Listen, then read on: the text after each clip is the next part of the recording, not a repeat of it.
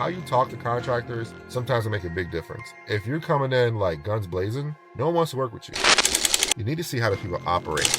That way, if I need to change things out, there's no fuss. It just makes conversations easier to handle.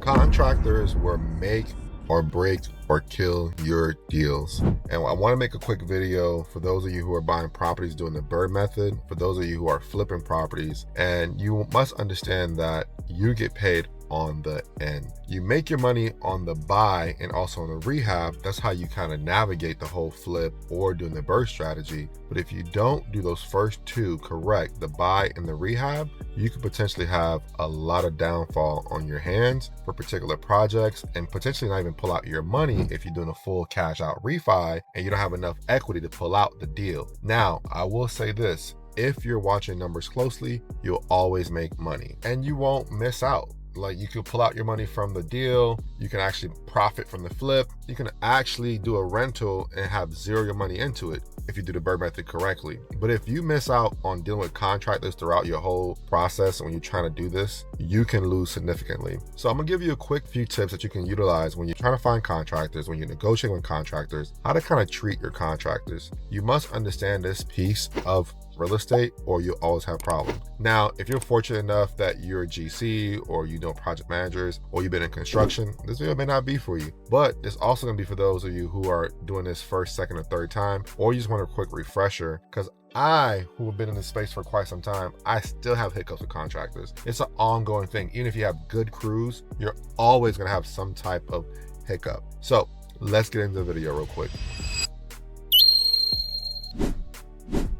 Okay, so first and foremost, when you're going to buy a property, you want to make sure you have at least 2 to 3 bids. If you don't have a direct guy that you use all the time, a contractor I should say, go ahead and get 2 or 3 bids. 2 to 3 bids helps you formulate a conclusion of what the real rehab is. One guy might not look at the job 100%. One might look at it very detailed and give you a detailed outline of the scope of work. The third one might just be detailed and give you a better price. You need to see how the people operate. Typically, when a contractor is giving you a bid, if he does not break things down in segments, I typically don't like that. I don't like give me a chunk bid and you don't let me know what things cost line by line. I need to know what the kitchen costs. I need to know what the floors cost separate.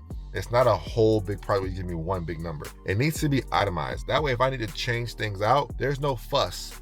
Oh, I didn't know if the floor was 5 or 10,000 of the budget. No, it's like, hey, you factored 10,000, but I want to swap this out and go ahead and put carpet. What's the price difference? It just makes conversations easier to handle. So you want to make sure you have that very outline. You want to find someone that if you haven't worked with them before, you need to check their work. Go see if they have active projects. Typical contractors will typically have active projects if they're good. If they have no projects, that means they've been sitting on standby too long. You don't really trust them. So I wouldn't necessarily go with that person 100%, but they just slow their one-man band, maybe. That's a whole different story. However, I would make sure I check to see they're actually doing what they say they're doing. Referrals. I know it goes without saying, so I'll just leave that there. You want to make sure these contractors have insurance. Sometimes we'll deal with contractors, they don't give us insurance. We're like, it's a handyman that, you know, somebody else used, and you don't think nothing of it until something happens, and then you don't have no recourse whatsoever, whatever takes place, and everything falls on your shoulder. Trust me, you don't want that. Particularly if you deal with insurance. Insurance is like, well, you didn't do your due diligence, etc. That could be a whole different nightmare. Make sure these people have some insurance. If they don't have insurance, be like, hey, as part of your bid, I'm going to require you to get insurance. This is what I found for you because I like you. Maybe you're not organized and I want to work with you.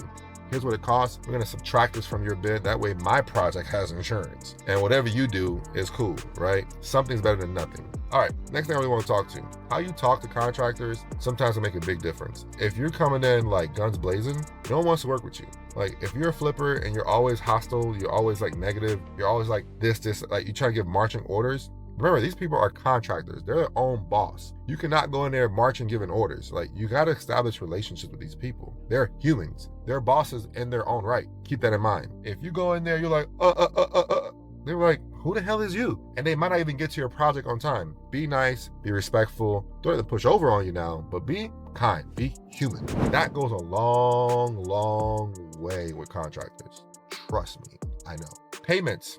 You need to have payment schedules. If someone's gonna give you a bid, ask them about payment schedules. Because what happens is, if they're not completing, they're gonna hound you for payments. Payment schedule. Hey, at what point am I giving you money for it? Are we agreeing on this? Release waiver of liens. Make sure they're giving you release waiver of lien when the project is done. But let's get back into the two things. When you're buying it, when you're doing a rehab. So when you're buying the property, you should have these contractors already go and give you bids prior to you actually closing. So if you sign the contract to purchase, you didn't have them look at it way before. They didn't have an idea. That way they know when they're supposed to work on this stuff. Okay. I want to say one more thing that you should probably do. Make sure your contractors, and it's gonna sound crazy, make sure they have a car.